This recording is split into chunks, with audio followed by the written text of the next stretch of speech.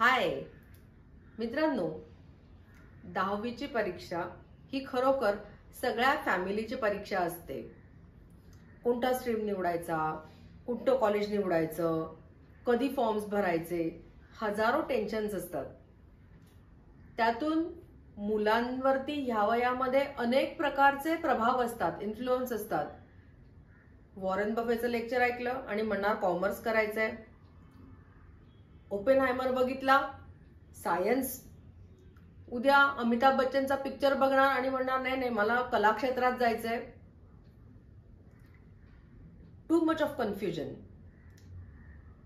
तरी सुद्धा त्यांना मिळणारे मार्क्स आणि त्यांनी केलेला अभ्यास, त्यांचं डिसिप्लिन हे बघूनच तुम्ही निवड करणार आहात हे मला माहिती आहे. पण त्यापूर्वी टॅरोचं मार्गदर्शन घ्या असा सल्ला मी तुम्हाला देते.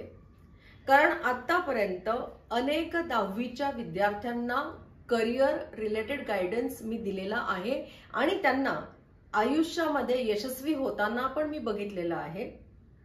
तर मित्रांनो, 10वीच्या एक्झाम नंतर मला कॉल करा.